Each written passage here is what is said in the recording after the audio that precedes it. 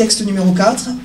Le totalitarisme ne tend pas vers un régime despotique sur les hommes, mais vers un système dans lequel les hommes sont de trop. Le pouvoir total ne peut être achevé et préservé que dans un monde de réflexes conditionnés, de marionnettes, ne représentant pas le moindre soupçon de spontanéité. Si on nie la pluralité, à un moment donné, les hommes sont de trop. Et je crois vraiment qu'on a tous peut-être des réflexes à des moments, parce qu'on veut aller vite, parce qu'on veut que ça marche, parce qu'on veut, allez, on y va, on avance. À un moment donné, les hommes peuvent devenir de trop. Et avec l'idée qu'on fait ça pour eux. Hein, et qu'on est très attentif à la singularité de chacun. Et on met en place un système où les hommes sont de trop. Voilà. Regardez quand il y a un déplacement entre deux pièces, on dit, ah mais on va faire ça en 3 minutes. Quelque part, les hommes sont de trop. Ben non, il faut respecter qu'il faut du temps pour aller d'une pièce à l'autre. Alors ça, c'est un peu tout petit exemple. Parfois, c'est bien plus grave. Voilà. Quand vous ne cherchez pas à prendre, à être au courant de ce que pense l'autre, à avoir son opinion, à vraiment savoir s'il est du même avis, quelque part, il est de trop. Et dans l'Église, on sait faire, malheureusement. Hein. Donc, dans l'isolement, plus personne n'existe. Voilà. Alors, regardez, je vous ai mis un autre extrait, texte 5. Que l'on accorde seulement à 10 d'entre nous la possibilité de s'asseoir autour d'une table, chacun exprimant son opinion et chacun écoutant celle des autres, alors de cet échange d'opinions, une opinion forgée rationnellement pourra se dégager. Voilà. Et là, on est sur l'unité, en fait. Si, après discussion, on arrive à se mettre d'accord ensemble, après avoir débattu, échangé, on s'est contesté, on a argumenté, et on aboutit à un choix commun, ce choix, il est indéboulonnable pour le groupe. Voilà. J'ai rencontré quelqu'un il n'y a pas très longtemps qui fait partie des Focolari. Voilà. Je ne connaissais pas beaucoup le groupe, je ne sais pas s'il y en a... Voilà.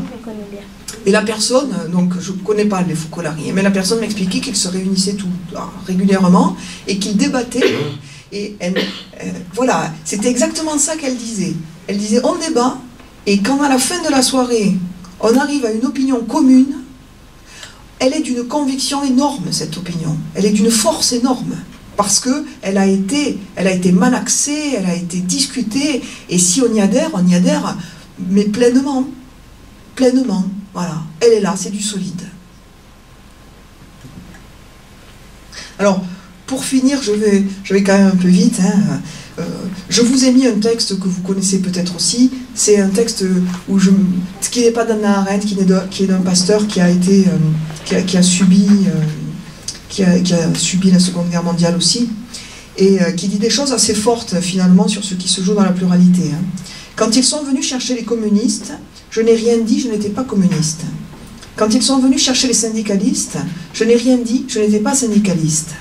Quand ils sont venus chercher les juifs, je n'ai rien dit, je n'étais pas juif. Quand ils sont venus chercher les catholiques, je n'ai rien dit, je n'étais pas catholique.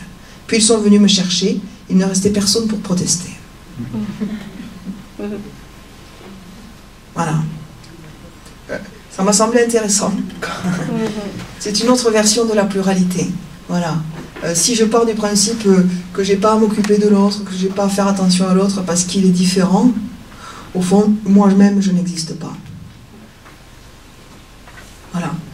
Je n'existe parce que l'autre, singularité et pluralité, c'est la même, c'est les deux faces d'une même pièce. En tant que chrétien, on sait que la personne est unique et aimée par Dieu, qu'il y a une singularité qui est indépassable. On est tous différents et on se sait singulier. Et on sait que c'est cette singularité-là que Dieu aime. Et qu'il nous veut jusqu'au bout de notre singularité. Enfin, qu'il veut notre singularité jusqu'au bout, au fond. Mais si vous tenez la singularité au niveau individuel, vous ne pouvez tenir que la pluralité au niveau collectif. C'est pareil, c'est deux facettes différentes d'une même pièce. Vous ne pouvez pas dire, Ah, Dieu aime chacun comme unique et refuser la pluralité. C'est une contradiction. Si je suis unique, l'autre est unique, il faut absolument qu'il me dise qui il est. J'ai besoin de son unicité, j'ai besoin de sa singularité. J'ai besoin de la singularité de l'autre, et comme ça se démultiplie, j'ai besoin des autres. Voilà. Alors souvent, on a du mal à passer de l'altérité à la pluralité.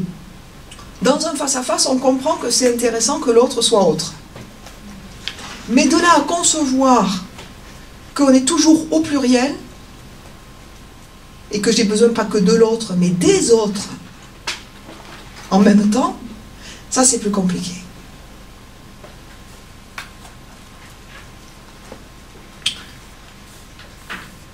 Alors, je m'arrête là sur Hannah Arendt, mais ça me paraissait intéressant de faire un petit détour au niveau de la philo, parce que c'est quand même assez moderne comme façon de faire. Si vous lisez Platon, vous n'aurez pas ça.